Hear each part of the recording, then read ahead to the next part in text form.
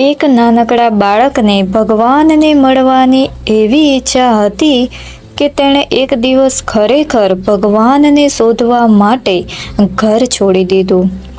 પણ સાંજ પડતા જ્યારે તે ઘરે પાછો ફર્યો ને ત્યારે તેની આંખોમાં એક અજાણી ચમક હતી. તે વારંવાર માત્ર એક જ વાત કહેતો હતો કે માં, આજે હું ભગવાનને મળી આવ્યો. અને એ જ સમયે ગામના બીજા છેડે બેઠેલી એક વૃદ્ધ સ્ત્રી પણ પોતાના પડોશીઓને કહી રહી હતી કે આજે ભગવાન મારા ઘરે આવ્યા હતા. તો મિત્રો, હવે પ્રશ્ન એ હતો કે એક જ દિવસે ભગવાન બે લોકોને કેવી રીતે મળ્યા હશે? તો ચાલો આપણે આ વાર્તામાં જાણીએ. ગામના એક સાદા ઘરમાં આરવ નામનો 8 વર્ષનો છોકરો રહેતો.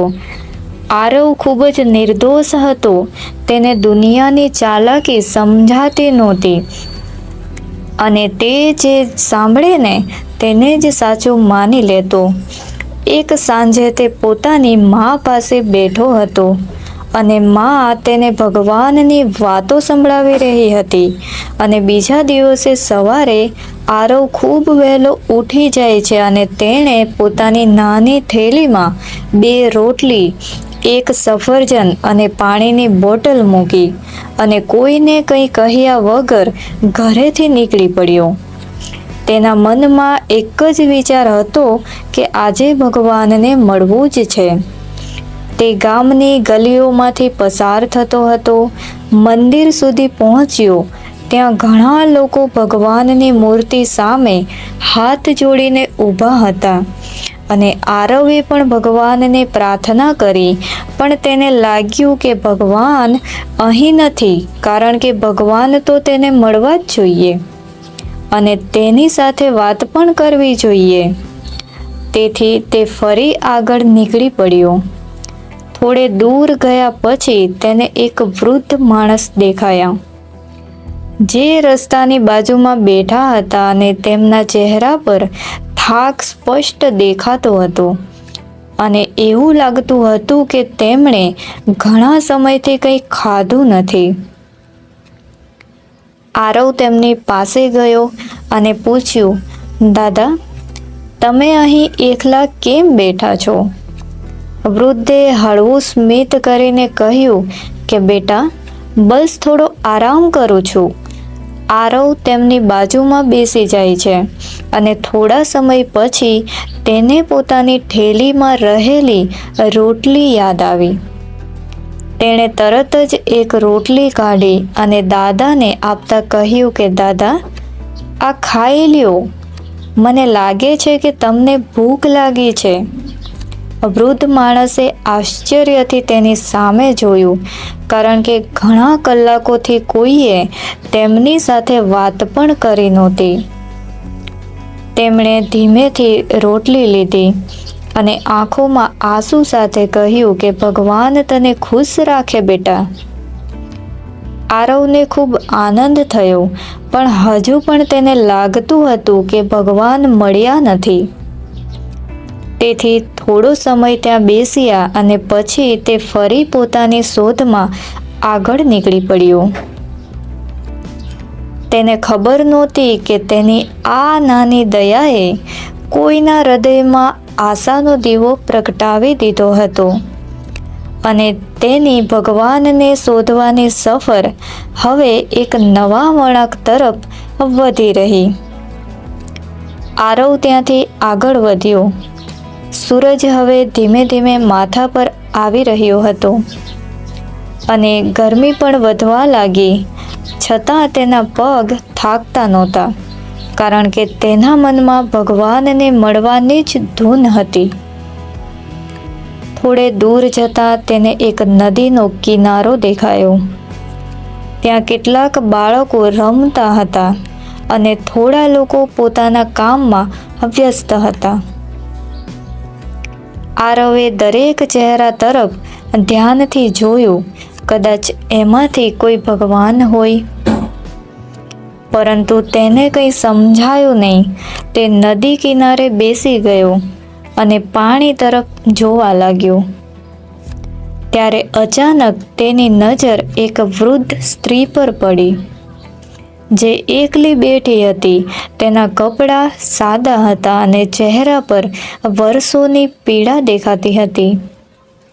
તેઓ વારંવાર પોતાના ખાલી હાથ તરફ જોઈને ઊંડો શ્વાસ લઈ રહી હતી. આરવ તેમની પાસે ગયો અને ધીમેથી પૂછ્યું કે દાદી, તમે દુઃખી કેમ છો? વૃદ્ધ સ્ત્રીએ તેની તરફ જોયું અને ઘણા સમય પછી કોઈએ પ્રેમથી વાત કરી હોય ને મિત્રો, તેમ તેમના ચહેરા પર નાનું સ્મિત આવ્યું. તેમણે કહ્યું, બેટા, આજે મારી પાસે ખાવા માટે કંઈ નથી અને મારી સાથે વાત કરવા માટે પણ કોઈ નથી. આરવ થોડો વિચારમાં પડી ગયો. પછી તેણે પોતાની થેલીમાંથી સફરજન કાઢ્યું અને દાદીના હાથમાં મૂકી દીધું. દાદીની આંખો ભરાઈ આવી. તેમણે કાંપતા હાથથી સફરજન લીધું અને કહ્યું કે બેટા, તું કોણ છે? આરવે હસીને જવાબ આપ્યો, હું ભગવાનને શોધવા નીકળ્યો છું. અને દાદી આ સાંભળીને થોડા ક્ષણ માટે મૌન રહી ગઈ. પછી બોલ્યા કે બેટા, જો ભગવાન હોય તો તેઓ તારા જેવા જ હશે, કારણ કે તું અજાણ્યા લોકોના દુઃખને પોતાનું સમજી રહ્યો છે. આરવને તેમના શબ્દો સમજાયા નહીં, પરંતુ તેના મનમાં એક અજાણી શાંતિ ઉતરી ગઈ. થોડો સમય બંને વાતો કરતા રહ્યા અને વર્ષો પછી પહેલી વાર દાદીને એવું લાગ્યું કે દુનિયામાં હજુ પણ કોઈ તેમને પોતાના સમજે છે. જ્યારે આરવ ફરી આગળ જવા ઊભો થયો ત્યારે દાદીએ આશીર્વાદ આપતા કહ્યું કે ભગવાન તારી દરેક ઈચ્છા પૂરી કરે. આરવે હસીને હાથ હલાવ્યો અને ફરી પોતાની સફર પર નીકળી પડ્યો. પરંતુ મિત્રો, તેને ખબર નહોતી કે જે ભગવાનને તે આખો દિવસ શોધી રહ્યો હતો, તેમની ઝલક તે બે લોકોના ચહેરા પર જોઈ ચૂક્યો હતો, જેમના જીવનમાં તેને થોડો પ્રેમ અને થોડી ખુશી ભરી હતી. અને હવે તેની સફર તેને એવા પ્રસંગ તરફ લઈ જઈ રહી હતી જે તેના આખા જીવનની દિશા બદલી નાખવાનું હતું. આરવ ધીમે ધીમે આગળ વધતો રહ્યો. હવે સાંજ થવામાં બહુ સમય બાકી નહોતો. આખો દિવસ ફરીને તેના પગમાં થાક આવી ગયો, પણ મન હજુ હાર માનવા તૈયાર નહોતું. તે વિચારતો હતો કે મેં મંદિર જોયું, રસ્તા પરના લોકો જોયા, નદી કિનારે પણ ગયો, પણ હજુ સુધી ભગવાન કેમ મળ્યા નથી. થોડે આગળ જતાં તેને એક નાનું ઝૂંપડું દેખાયું. ઝૂંપડાની બહાર એક સ્ત્રી પોતાના બીમાર દીકરાને ખોળામાં લઈને બેઠી હતી. બાળક તાવથી ધ્રુજી રહ્યો હતો અને સ્ત્રીની આંખોમાં લાચાર આંસુ હતા. આરવ તેમની પાસે ગયો અને પૂછ્યું, શું થયું છે? ત્યારે સ્ત્રીએ કહ્યું, બેટા, મારા દીકરાને ભારે તાવ છે, પણ મારી પાસે દવા લેવા માટે પૈસા નથી. હું સવારથી ભગવાનને પ્રાર્થના કરી રહી છું કે કોઈ મદદ માટે મોકલો. આરવ થોડો ચૂપ રહ્યો અને તેની થેલીમાં હવે માત્ર પાણીની બોટલ જ બચી હતી. તેણે તરત જ બોટલ બાળકને આપી અને કહ્યું કે પહેલાં તેને પાણી પીવડાવો, કદાચ તેને સારું લાગશે. સ્ત્રીએ પાણી પીવડાવ્યું અને બાળકને થોડો આરામ મળ્યો. એ જ સમયે ત્યાંથી પસાર થતા એક દવાખાનાના કમ્પાઉન્ડરની નજર તેમની ઉપર પડે છે. તેણે બાળકની હાલત જોઈ અને તરત જ દવા લાવી આપી. ચહેરા પર આશાની કિરણ દેખાઈ. તેણે આકાશ તરફ જોઈને કહ્યું કે હે ભગવાન, આજે તમે મારી પ્રાર્થના સાંભળી લીધી. આરવ આ બધું જોઈ રહ્યો હતો, પણ હજુ પણ તેને લાગતું હતું કે ભગવાન તો ક્યાંય દેખાયા જ નથી. ધીમે ધીમે અંધારું થવા લાગ્યું. હવે તેને પોતાની માતાની યાદ આવવા લાગી. તેણે વિચાર્યું કે માતા મારી રાહ જોતી હશે, તેથી તે ઘરે પાછો ફરવા નીકળી પડ્યો. રસ્તામાં આખા દિવસની દરેક ઘટના તેના મનમાં ફરી રહી હતી. વૃદ્ધ દાદા, વૃદ્ધ દાદી અને બીમાર બાળક, બધાના ચહેરા તેની આંખો સામે આવી રહ્યા હતા અને તેને સમજાતું નહોતું કે આ બધું શા માટે વારંવાર યાદ આવી રહ્યું છે. જ્યારે તે ઘરે પહોંચ્યો ને, ત્યારે તેની માતા દરવાજા પર ઊભી હતી. તેમની આંખોમાં ચિંતા સ્પષ્ટ દેખાતી હતી. આરવને જોઈને તેઓ દોડી આવ્યા અને તેને ભેટી પડ્યા. પછી પૂછ્યું કે બેટા, તું આખો દિવસ ક્યાં હતો? હું કેટલી ચિંતામાં હતી. અને આરવે ખુશીથી જવાબ આપ્યો કે માં, હું ભગવાનને શોધવા ગયો હતો અને આજે મને કંઈ ખૂબ જ ત્યાર પછી તેણે આખા દિવસની દરેક ઘટના પોતાની માતાને કહેવાની શરૂઆત કરી અને તેની મા શાંતિથી બધું સાંભળતી રહી, કારણ કે તેમને હવે સમજાઈ ગયું કે આજે તેમના દીકરાને જીવનનો સૌથી મોટો પાઠ મળવાનો હતો. માતાએ આરવની આખી વાત ધ્યાનથી સાંભળી અને પછી તેના માથા પર હાથ ફેરવ્યો અને ધીમેથી પૂછ્યું કે બેટા, જ્યારે તું એ વૃદ્ધ દાદાને રોટલી આપી ત્યારે તેમના ચહેરા પર શું હતું? આરવે તરત કહ્યું, માં, તેઓ ખૂબ જ ખુશ થઈ ગયા હતા. તેમની આંખોમાં આંસુ પણ આવી ગયા.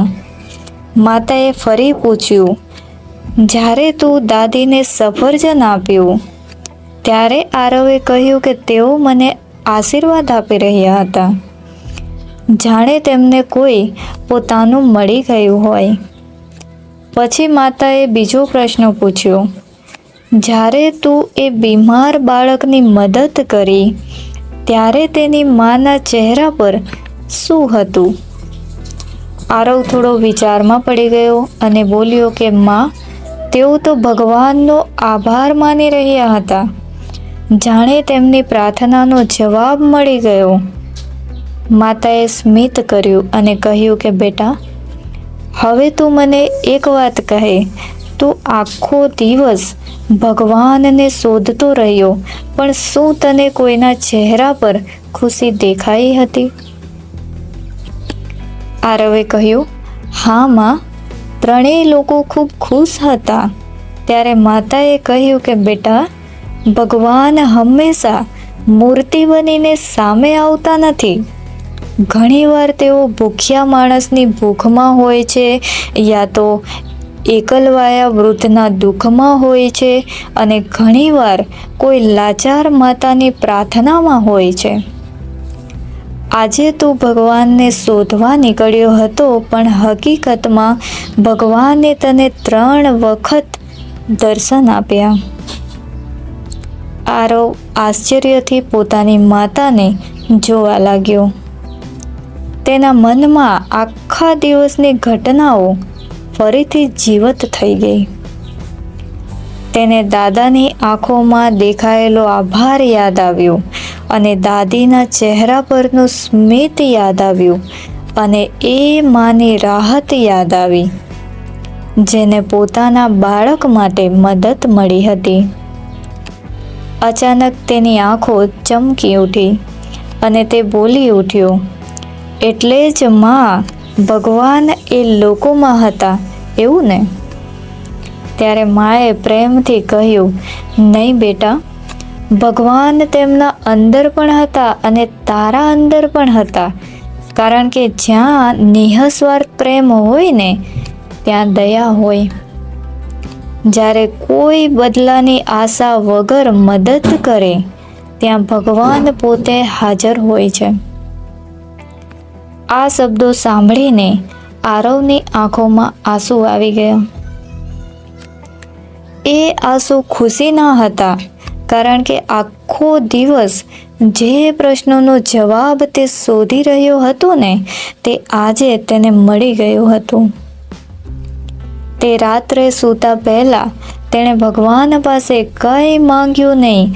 તેણે માત્ર એટલું જ કહ્યું કે હે ભગવાન, આજે તમે મને મળી ગયા.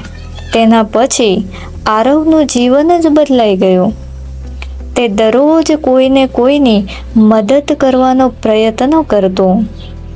ગામના લોકો પણ તેની દયાળુતા જોઈને પ્રભાવિત થતા.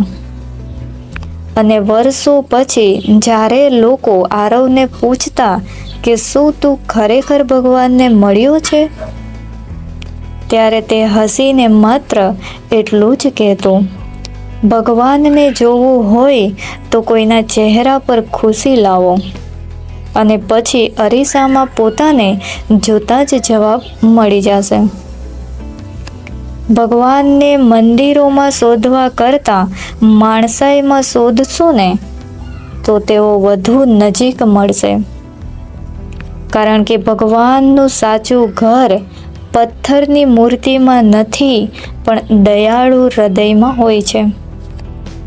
જય ખોડિયારમાં મિત્રો. વિડીયો ગમે તો વિડીયોને એક લાઈક કરી દેજો અને તમારા ફેમિલી મેમ્બરમાં શેર જરૂરથી કરજો. અને ચેનલમાં નવા હોય તો ચેનલને સબસ્ક્રાઈબ કરી નાખજો. Thank you.